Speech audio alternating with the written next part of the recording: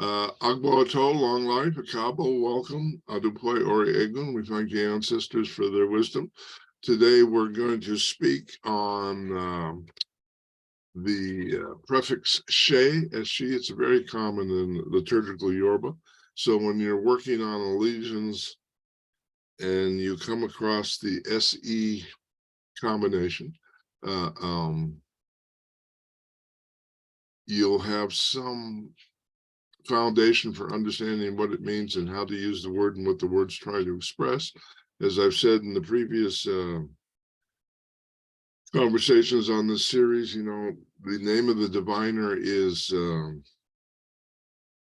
a key to understanding the solution to the problem described in the verse. When we're through with this series, I'm going to start a new series where I specifically start translating the names of diviners from certainly we'll start with the first 16 Odu and see how it goes from there. But this will give you some tools to see that this is actually a bit of a science. It's a bit of an art. It's a bit of a intuition, a bit of a puzzle, a bit of a grab bag.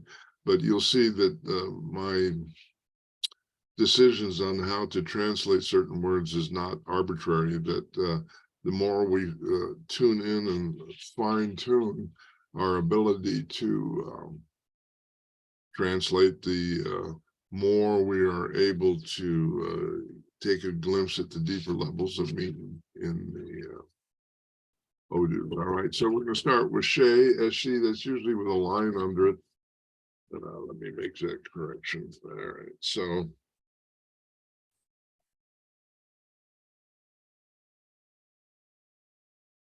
the line under the SE means it's that letter followed by an H. So instead of C, it's she.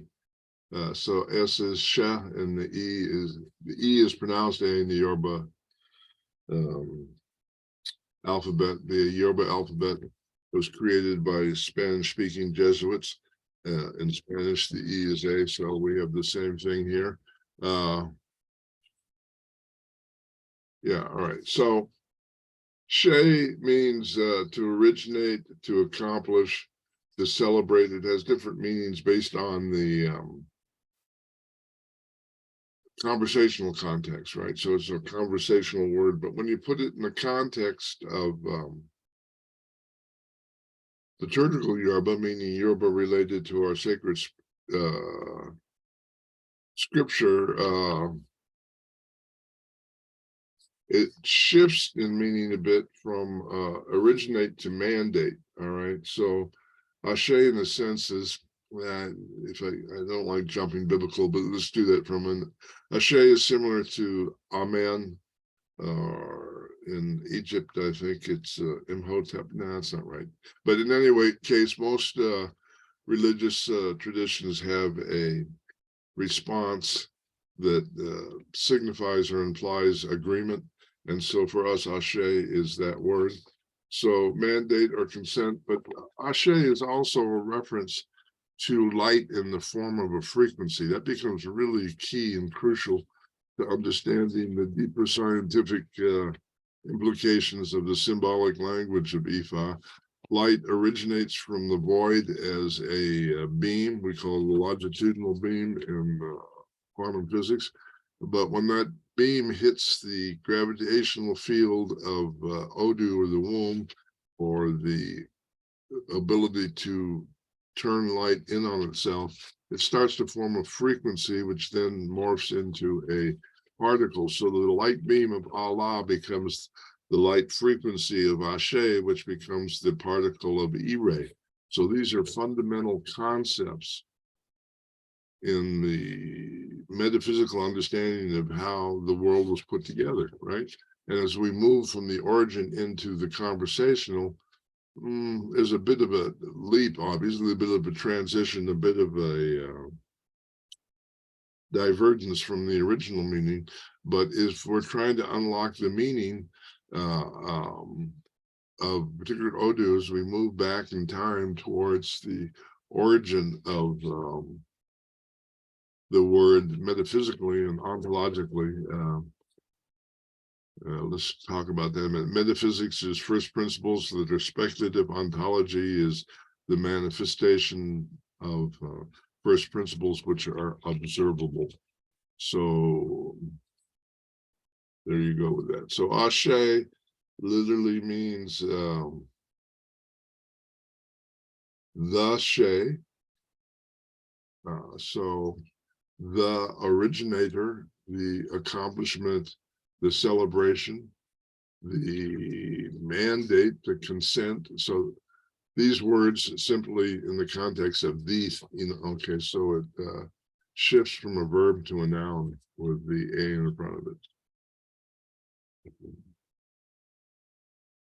So Ashe, spiritual power that's expansive. All right.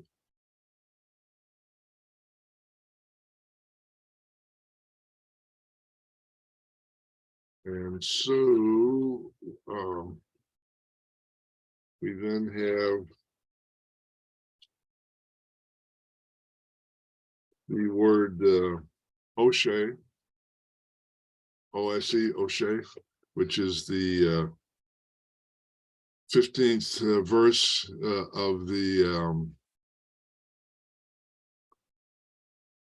Odus. Oshe means the spirit of power, the spirit to celebrate, the spirit of expansive energy. It, in the practical terms, it means the ability to have our prayers heard in heaven. So that's an important fundamental concept. We spoke earlier of the use of the word O. Then we have Ise, I-S-E, which is, I would translate that as a power. It's common to refer to Ifa these days as Isheshe, which would be a source of power, the source of power. That's kind of a diaspora convention. That word is not used in that context so much in Africa, but you could imply that. So the source of Ashe is the source of creation, which is a reference to the original manifestation of God's will. If that all makes sense. So as we take a little bit of a dive into how we make allegiance, then I was going to use these examples. Emi Orisha. Emi means I am in Yoruba, but it's also a reference in liturgical Yoruba to the soul. So the soul of the Orisha, Orisa, meaning specific form of consciousness, the soul of a specific form of consciousness. So when it comes to our own consciousness as individuals, that would be Emi Ori. Emi Ori is, I would say, inaccurately and poorly translated to the being crowned, or the Orisha of my crown, or you could, it's a little closer to say my head Orisha, Emi Ori, soul, head, the soul of my head. So Emi Ori is the word we use when we're doing divination to determine which Orisha would be best suited to your destiny. All right. So then we go to Iba Mole. Iba means the power of the fathers, or the power to expand. So Iba is a reference to the effect of Ashe, or light. Imo, house of light. Excuse me. House of light with the Ile, Imole, Imo, light, house of light. So house of light refers to Iba, praising the various forms of manifestation of spirit and creation.